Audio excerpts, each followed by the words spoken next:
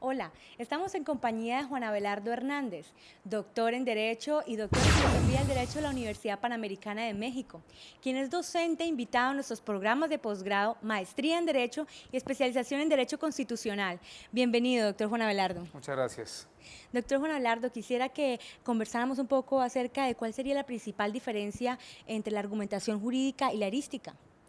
Bueno, la heurística no es argumentativa. La heurística son estrategias para evitar que la otra parte argumente.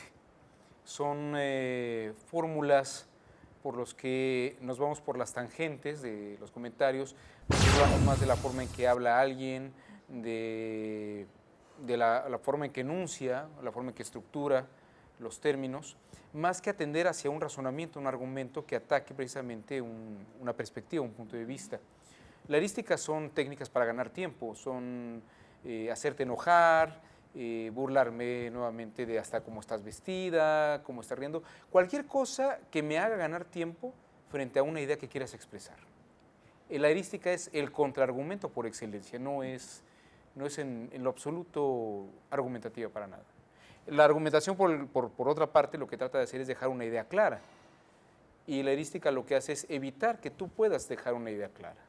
Entonces, ¿cuál sería la importancia que cobra la argumentación en el ámbito jurídico?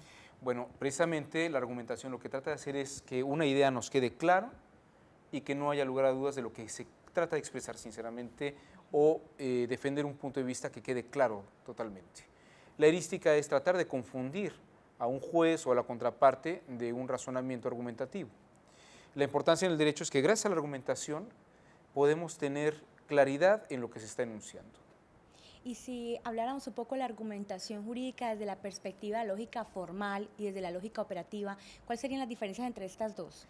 Bueno, el abogado, el juez, nunca razona con lógica formal.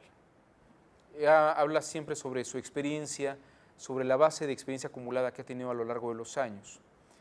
Y lo que hace la lógica formal en todo caso es ayudar a expresar formalmente estos razonamientos que uno tiene por experiencia.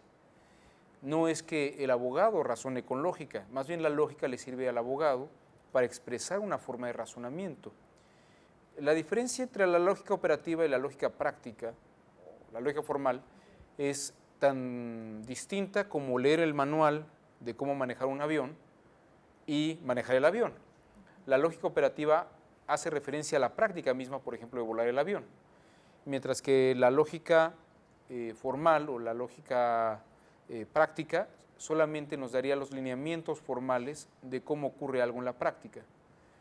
Realmente uno resuelve por la experiencia acumulada, por la práctica misma. Luego encontrará la lógica como un instrumento para formalizar y hacerle ver a los demás de una manera más clara y objetiva que su razonamiento operativo precisamente tiene una coherencia que es traducible en formalidad. Profesor, ¿cómo podríamos abordar el tema del intuicionismo como factor determinante en la decisión judicial? Bueno, la mente resuelve problemas por experiencia y lo resuelve a una velocidad que no podemos imaginar.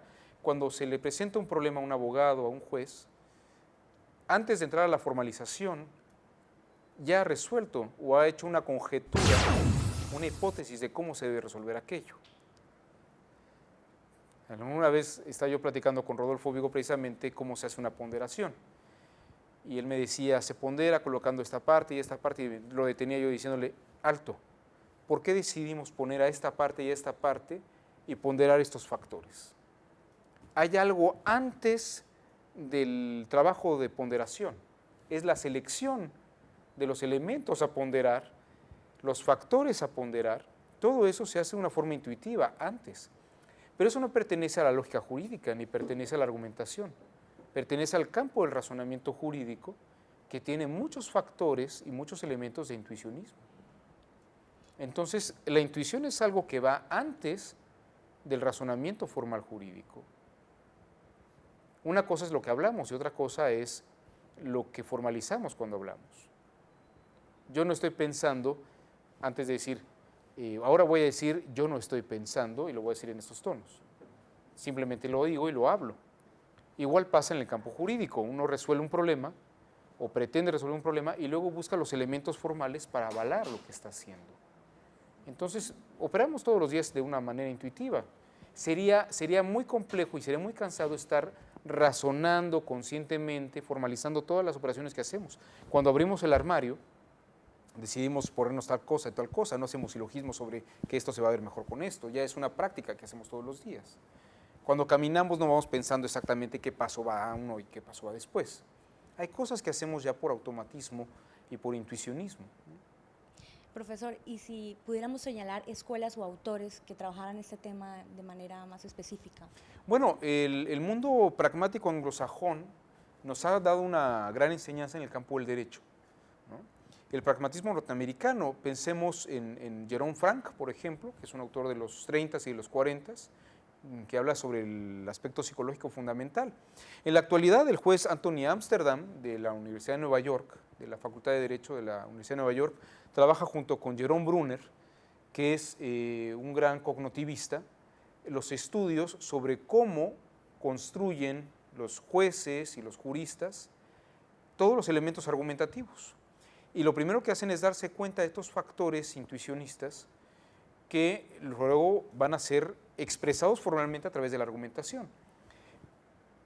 Trabajan el razonamiento jurídico. Es muy curioso porque el anglosajón habla del legal reasoning, no habla de la argumentación. En cambio, el europeo habla sobre argumentar, sobre lógica jurídica.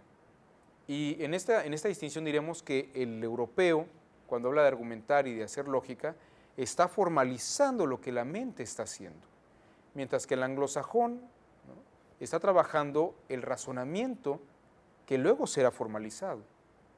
La Universidad de Nueva York tiene estos aspectos muy interesantes. La Escuela de Derecho de la Universidad de Nueva York, diríamos que va muy avanzado hoy. Es una escuela donde también estuvo el mismo Ronald Dworkin trabajando. Ahí pasó sus últimos días.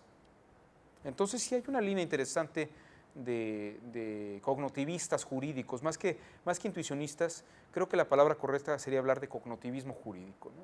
En México tenemos pocos investigadores, pero hay gente como el doctor Cázares, ¿no?, que es una autoridad indiscutible en materia de cognitivismo jurídico. Enrique Cáceres es un gran investigador de la Universidad Nacional.